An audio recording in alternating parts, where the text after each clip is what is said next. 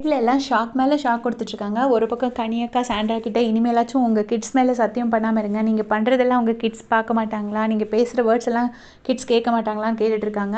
இன்னொரு பக்கம் பார்த்தீங்கன்னா, அமித் இல்லங்க. இப்ப விக்ரம் வந்துட்டு திவ்யாவ சமாதானப்படுத்துறாரு. அது கூட பரவாயில்லங்க. சும்மா சமாதானப்படுத்தினா கூட பரவால்ல. அவர் என்ன சொல்றாருன்னா, "நீங்க ஒரு நேர்மையான ஆளுங்க. கண்டிப்பா உங்களுக்கு நேர்மையான அன்பு கிடைக்கும். கவலைப்படாம இருங்க" அப்படின்னு சொல்றாரு. ரொம்ப ஜெனுயினா சொல்றாரு.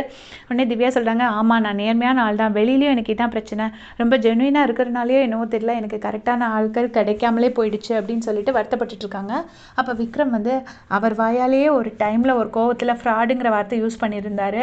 அதுக்கப்புறமா அதுக்கு ஃபீல் பண்ணாரு. சாரி கேட்டாரு. எல்லாமே ஓகே. இப்ப அவர் வாயாலேயே வந்து நீங்க நேர்மையான ஆளுன்னு சொல்லிட்டு திவ்யாவுக்கு ஒரு காம்ப்ளிமெண்ட் குடுக்குறாரு. நம்ம எதிரி வாயால நமக்கு ஒரு பெருமையான ஒரு விஷயம் கிடைக்கிறதுங்கிறது ரொம்ப நல்ல விஷயம்னு நினைக்கிறேன். அந்த இடத்துல விக்ரமையும் அப்ரிஷியேட் பண்ணணும், போயிட்டு சமாதானப்படுத்தினதுக்கு. இன்னொரு பக்கம் வந்துட்டு அமித் கிட்ட திவ்யா புலம்பிட்டு இருக்காங்க. இந்த மாதிரி எனக்கு யாருமே சொல்லல. ஒருத்தவங்க தான் சொன்னாங்க. அதுவும் ரொம்ப ஃபேக்கா தான் இருந்துச்சுன்னு நினைக்கும்போது, அந்த ஃபீலிங் ரொம்ப கஷ்டமா இருந்துச்சு அப்படின்னு சொல்லிட்டு சொல்றாங்க. பிரஜன் சொன்னது ரொம்ப ஃபேக்கா இருந்துச்சுங்கிற மாதிரி திவ்யா ஃபீல் பண்றாங்க. அப்போ வந்துட்டு அதுக்கு வந்துட்டு அமித் சொல்றாரு, "எனக்கு வெளியும் நிறைய ஃப்ரெண்ட்ஸ் இருக்காங்க. இங்கேயும் நிறைய ஃப்ரெண்ட்ஸ் இருந்தாங்க. யாருமே என்னை இப்படிலாம் பேசினதே இல்லை" அப்படின்னு சொல்லிட்டு சாண்ட்ரா பேசினதை சொல்றாங்க. சாண்ட்ரா அப்படிலாம் பேசிட்டு கடைசி அந்த ஃப்ரெண்டுன்னு என் பேரை சொல்லும்போது எனக்கு எப்படி ரியாக்ஷன் கொடுக்குறதுன்னு கூட தெரியல. சாண்ட்ரா வந்து ஃப்ரெண்ட்ஸாக இருக்கணும்னு சொல்லிட்டு பாருவையும் அமித்தையும் தான் சொல்லியிருப்பாங்க. இதுக்கிடையில் அமித் வந்துட்டு சாண்ட்ரா கிட்ட சொல்லியிருப்பாரு, பிரஜன் வேற என்னை பற்றி தப்பாக பேசினாங்க அப்படின்னு சொல்லிட்டு. அப்போ சாண்ட்ரா பிரஜனை கூப்பிட்டு கேட்டிருப்பாங்க, நீங்கள் அமித்தை தப்பாக பேசுனீங்களான்லாம் கேட்டிருப்பாங்க. பிரஜன் வந்துட்டு சொல்லியிருப்பாரு, இல்லையே நான் எந்த இடத்துலையுமே பேசலையோன்னு, ஏதாவது இன்டர்வியூவில் எங்கேயாச்சும் ஒரு இடத்துல பேசினியா நல்லா யோசிச்சுப்பாரு அப்படின்னு கேட்டிருப்பாங்க.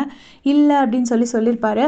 அதெல்லாம் தாண்டிட்டு இன்றைக்கி வந்து யாரோட ஃப்ரெண்ட்ஷிப்பை நீங்கள் லைஃப் லாங் கேரி பண்ணணும் அப்படின்னு கேட்கும்போது அமித்தோட பேரை சொல்லியிருப்பாங்கல்ல, அதை சொல்லி அமித் வருத்தப்பட்டுட்டு இருக்காரு. அப்போ உடனே திவ்யா சொல்கிறாங்க, எனக்கு என்னன்னு தெரியாது, நம்ம ஃப்ரெண்ட்ஸாக இருப்போம். அப்போ போயிட்டு அவங்க பேரில் ஒரு தப்பை சொன்னோன்னே அவங்க என்கிட்ட சண்டை போட்டுருவாங்க.